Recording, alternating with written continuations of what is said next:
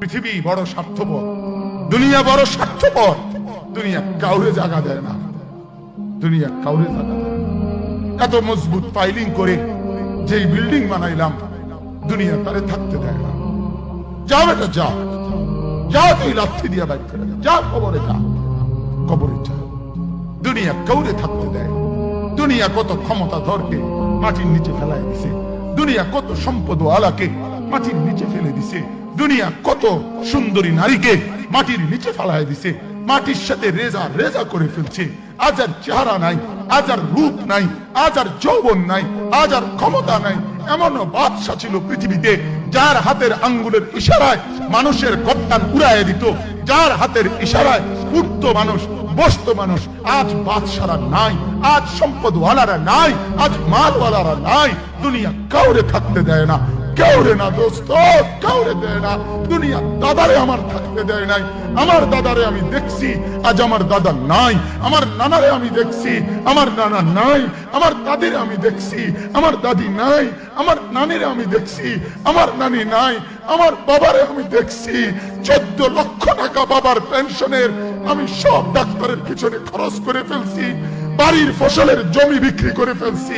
আমার বাপ যেন না মরে বারবার বারবার হসপিটালে নিছি, কিন্তু দুনিয়া আমার বাপকে থাকতে দেয় নাই। আমার বাপ কবরে চলে গেছে। দুনিয়া কাউরে থাকতে দেয় না, কাউরে না, কাউরে না, কাউরে না, কাউরে না। আমার বাপ দুনিয়া কাউরে থাকতে দেয় না। তুমি থাকবা না, তুমি থাকবা না।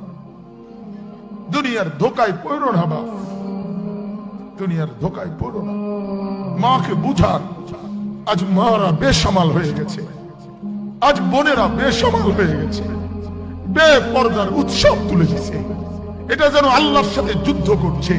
আল্লাহ করোনা না, তুমি আরো কিছু দাও, আমরা বেপরদিকে ছাড়বো না।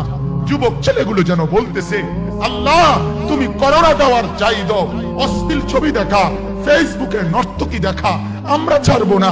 দেখি তুমি কি করতে পারো, তুমি যা করার করো। দোকানদার ব্যবসায়ীরা হারামের লেনদেন করা বন্ধ করছে না, সুদখোর সুদ ছাড়ছে না, ঘুষখোর ঘুষ ছাড়ছে না, নাফরমান আর জিনাকার ব্যভিচারী এরা কেউ কিছু ছাড়ছে না। বেহায়ার বেপর্দা নারী তার অশ্লীলতার বেহায়াপনা ছাড়ছে না। মুসলমান তার ঘরের টেলিভিশনের নর্তকীর আওয়াজ তো বন্ধ করছে না।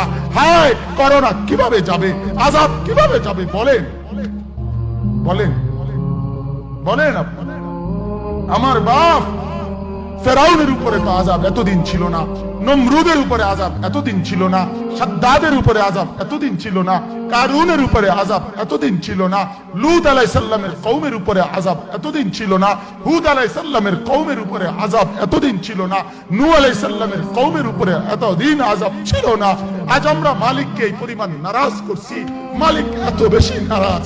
আজ 1 বছর হয়ে গেছে, 1 বছরের চাইতে বেশি হয়ে গেছে, কই করোনার মহামারীর আযাব তো যাচ্ছে না, গেছে গা।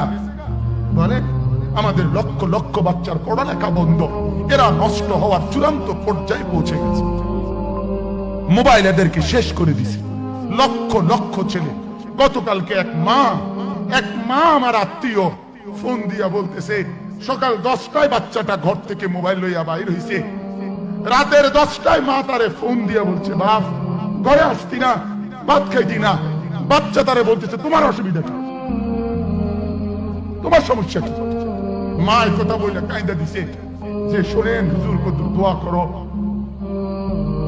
এক বাচ্চা, এক ছেলে, সে যদি তার মাকে এই কথা বলতে পারে, তার মানে গুনাহ তারে এত মজা দিয়া দিছে, ফেসবুক তারে এত মজা দিয়া দিছে, ইউটিউব তারে এত মজা দিয়া দিছে, নর্তকী তারে এত মজা দিয়া দিছে, গুনার দৃশ্য তারে এত মজা দিয়া দিছে, সে মাকে ধমক দিচ্ছে। রাত 10টা বাজলে কি হইছে, রাতের 3টা পর্যন্ত দেখলে তোমার সমস্যা কি? আমার আখিরাত আমি নষ্ট করলে তোমার অসুবিধা কি? আমার জাহান্নাম